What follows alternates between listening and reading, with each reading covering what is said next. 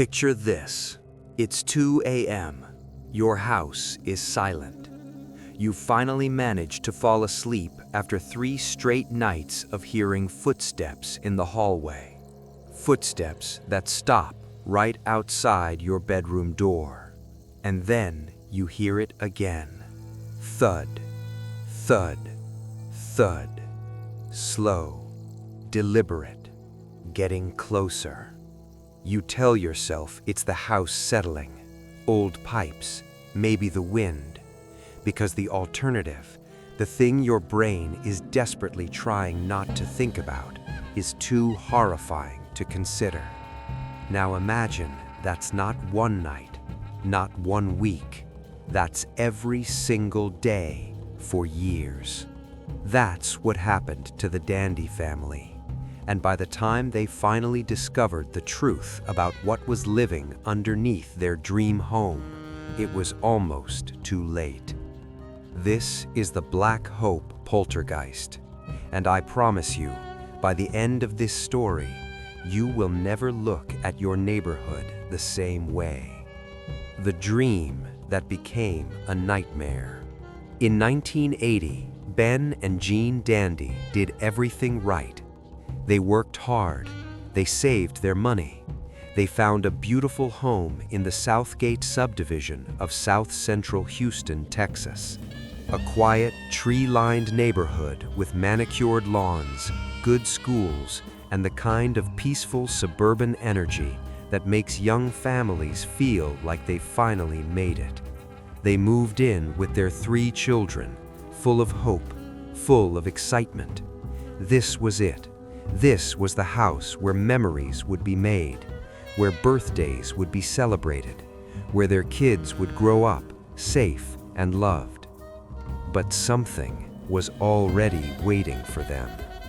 It started so small that the Dandies almost convinced themselves it wasn't happening at all.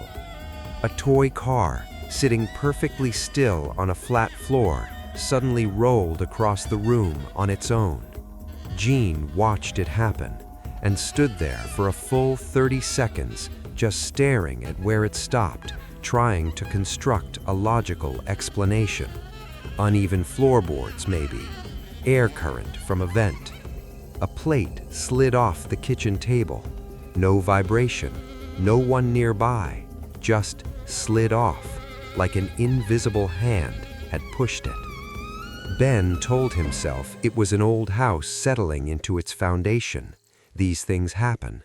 Every house has its quirks.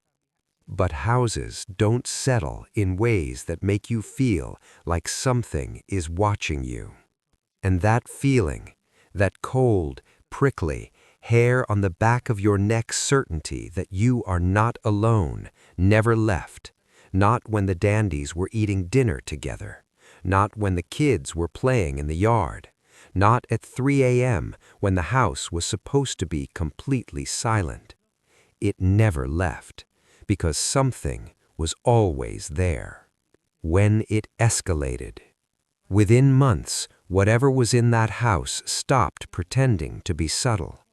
The children's toys began activating in the middle of the night, not occasionally, regularly. Musical toys playing full songs in darkened rooms. Battery-powered games lighting up with nobody touching them.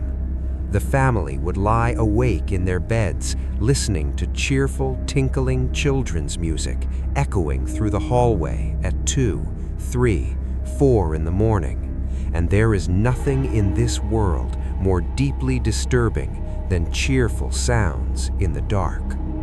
Doors began slamming, not gently drifting shut, slamming with a force that shook the walls, that rattled picture frames, that jolted everyone in the house wide awake. Ben would run into the hallway and find nothing, every door standing still, no draft, no explanation. And then came the footsteps, heavy, measured, the unmistakable sound of someone walking through a room, except when you threw open the door, the room was empty. The sound would move from one end of the house to the other, following no logical path, stopping sometimes right on the other side of a wall where you were standing, frozen with your heart slamming in your chest. The children were destroyed by fear. They stopped sleeping normally. They stopped wanting to play in certain rooms, and their youngest son began talking to someone that nobody else could see. At first, Ben and Jean told each other it was normal. Imaginary friends are common for young children. It's healthy even, creative play. But there was nothing playful about the way their son spoke to this presence. His conversations were hushed and serious. He would go still, head tilted slightly, like he was listening to something responding.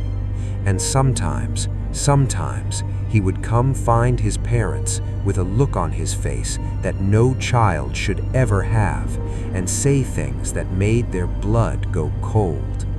Things he had no way of knowing.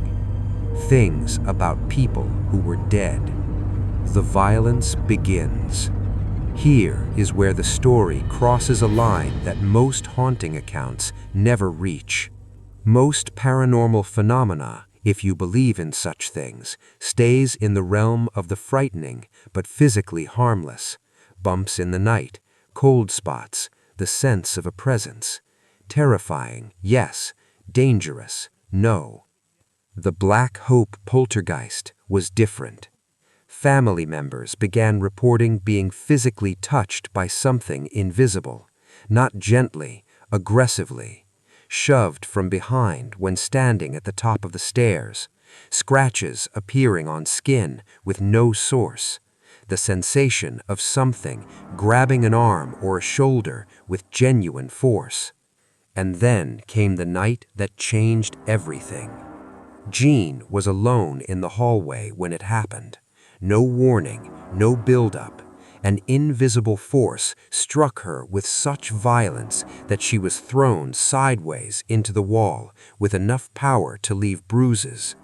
She slid down to the floor, shaking, her shoulders screaming in pain, staring at an empty hallway. Whatever was in their house had just physically attacked her. The Dandies called their pastor the next morning. Prayers were said, the house was blessed, holy water was brought in. Every ritual, every religious protection the family knew how to perform, they performed it with desperate sincerity, begging for peace, begging for whatever was there to leave. The activity didn't stop. It got worse. It was as if the attempts to expel it had communicated something to the entity, that the family knew it was there, that they were afraid, and that they were powerless. The attacks intensified. The voices grew louder, and now, occasionally, the family would glimpse something, a shadow at the end of the hallway, a shape in the peripheral vision that was gone the moment you turned to look directly at it. Something that had once content to simply unsettle them was now, without question, haunting them. It was 1982 when the Dandies finally made the call that would crack open the entire horrifying truth. They reached out to parapsychologists from the University of California, and a research team led by Dr. Barry Taff made the drive to Houston. If that name sounds familiar, it should. Taff had led the investigation into the infamous Entity case in Culver City, California, one of the most violent and well-documented poltergeist cases in American history. He had seen things that would make most people question their entire understanding of reality. But even Taff was not prepared for what he walked into. The moment his team crossed the threshold of the Dandy home, their equipment began malfunctioning. Not glitching, not giving occasional odd readings, completely going haywire. Cameras shut off mid-recording for no mechanical reason. Audio recorders captured sounds that weren't audible to the human ear in the room, and when played back, those sounds were voices. The EMF meters, Devices that measure electromagnetic fields were spiking to levels that had no physical explanation. There were no unusual power sources, no geological features, no faulty wiring that could account for the electromagnetic environment inside that house. The readings were, in the clinical language of scientific measurement, impossible. And then, objects began moving while the investigators were watching. This is the thing that separates documented poltergeist cases from ghost stories people tell around campfires. Taft's team were trained scientists with recording equipment. They were actively watching, and they watched items in the Dandy home slide, lift, and fly across rooms with nobody touching them. Shadowy figures moved in their peripheral vision. Disembodied voices spoke in rooms where nobody was standing. The team, people who had spent their careers approaching the paranormal with clinical detachment, began communicating quietly to each other in tones that were unmistakably unnerved. They ran every rational explanation they had. Geological anomalies that might cause vibrations, unusual gas pockets that could cause hallucinations, infrasound frequencies known to create feelings of dread and even visual disturbances, faulty electrical work, structural issues with the house itself. Nothing. Every rational explanation was eliminated one by one until they were left standing in a house where impossible things were happening and science had nothing left to offer. So, they started digging into the history of the land itself. What was buried beneath? The discovery they made next is one of the most disturbing revelations in the history of paranormal investigation. Through painstaking research into historical city records, old maps, and local archives, Taft's team uncovered the truth about the ground beneath Southgate subdivision. The entire development, dozens of family homes, quiet streets, the American suburban dream made physical, had been built directly on top of a burial ground.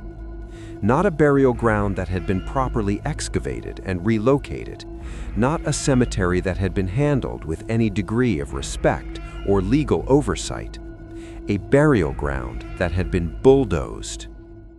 The Black Hope Cemetery dated back to the 19th century. It had served as the final resting place for victims of yellow fever epidemics that had ravaged Houston in the decades after the Civil War. It had also been used as a burial ground for formerly enslaved people, men, women, and children who had lived through imaginable suffering and been laid to rest in this earth with whatever dignity the era could afford them. Many of the graves were unmarked. Most had been forgotten by the time the developers arrived with their plans and their machinery and their sales brochures full of smiling families. The developers allegedly promised that any remains found during construction would be properly relocated. It was a promise they apparently never intended to keep. The bulldozers came through, the earth was cleared, the foundations were poured, the houses went up, and the dead, dozens of them, possibly hundreds, remained exactly where they had been placed, now with concrete slabs pressed down on top of them. Family rooms and kitchen floors and children's bedrooms sitting directly above their graves. The Dandy home was sitting on top of at least a dozen of them. Let that land for a second.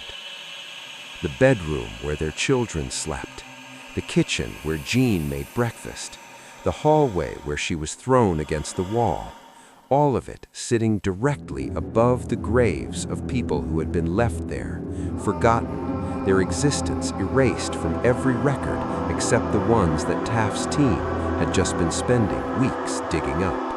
Armed with the historical knowledge of what lay beneath the house, the investigative team set up an audio capture session with a singular purpose: to try to communicate directly with whatever was there. They sat in the silent house. They asked questions into the empty air. They asked who was there. They asked what the presence wanted. They asked why the family was being targeted. When they played back the recordings, the room went quiet. A voice had answered them, deep, guttural, unmistakably enraged. In audio that has since become one of the most discussed pieces of EVP evidence in paranormal research history, the voice told them, with absolute clarity, to get out. It spoke of being in the ground. It expressed a fury so raw and so ancient that even translated through the tinny speakers of a tape recorder, it made grown researchers go pale. These were not the confused, drifting spirits of hauntings where the dead don't know they're dead. This was something that knew exactly what had happened to it. Something that understood it had been desecrated, disrespected, erased, and found a way to make the living feel a fraction of that rage. Dr. Taff later described it as the most disturbing evidence he had ever collected in his career. And this was a man who had investigated a case where a woman claimed to be physically assaulted by an invisible entity hundreds of times over the course of months. His theory, developed after weeks of investigation, was stark. The sheer number of disturbed graves beneath Southgate had created what he called a nexus of paranormal energy. This was not a single haunting, not a single spirit with a single grievance. This was potentially dozens or hundreds of entities, their collective rage concentrated in the earth beneath these houses, churning and building, and finally, in the Dandy home, above the highest concentration of graves, finding a way out. A poltergeist, in the classical sense, is not a ghost. It is force. It is energy given direction by emotion. And when that emotion is the fury of hundreds of forgotten, desecrated dead, the force it generates is something beyond anything most investigators are equipped to handle. The abandonment. The Dandies left. They didn't sell the house. They didn't wait for a buyer. They walked away from their mortgage, left most of their possessions behind, and simply left, choosing financial ruin over one more night in that house. Ben and Jean Dandy had given that home everything, their savings, their hope, their years. They had brought their children there to build a life, and they left with nothing but each other and the particular kind of psychological damage from having lived for years as prey. The house stood vacant for years after. Paranormal investigators and researchers visited regularly, almost all of them reporting the same phenomena the Dandies had described. The heavy, oppressive atmosphere, the moving objects, the voices, the shadows at the edge of perception. Eventually, it was demolished. The land is still there. The subdivision is still there. The houses on either side are still standing, still occupied by families who are, in most cases, entirely unaware of what was found beneath their streets, their yards, their foundations. The graves are still there, too. They were never moved. There was no remediation, no memorial, no formal acknowledgement of what had been done to the people buried in that earth. Just houses, just families going about their lives above the forgotten dead. The question you need to ask yourself. The Black Hope Poltergeist is, on its surface, a ghost story, a terrifying one, documented by credentialed researchers, supported by physical evidence, corroborated by multiple witnesses over multiple years. As haunting cases go, it sits at the very top of the hierarchy, unexplained, violent, and genuinely unresolved. But underneath the horror is something that deserves more than a chill and a subscribe click. The people buried in Black Hope were real people. They lived real lives, survived real horrors, and were laid in that ground by people who loved them. They were erased once by history and erased again by developers who looked at a burial ground and saw a real estate opportunity. Their names were lost, their markers were bulldozed, their graves were built over like they were nothing. The story of what happened to the Dandy family is extraordinary and terrifying, but the story of what happened to the people in that cemetery is a tragedy that has nothing supernatural about it at all. It is simply what happens when the dead are treated as an inconvenience. Whether you believe the poltergeist was real or not, whether you think the voices on those recordings were genuine or explainable, whether you think the violence the Dandies experienced had paranormal origins or some other cause, the history beneath Southgate is documented fact. The cemetery was real, the graves were not moved, the houses were built anyway. How many other neighborhoods sit on forgotten histories?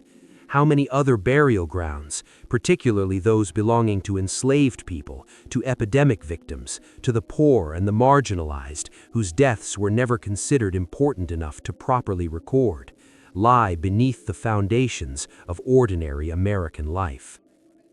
The Black Hope Poltergeist asks us to consider that the past has weight, that what was done to the dead carries consequences, that the ground beneath our feet is not neutral, it has a history, and that history matters. And sometimes, if the stories are to be believed, it refuses to stay quiet.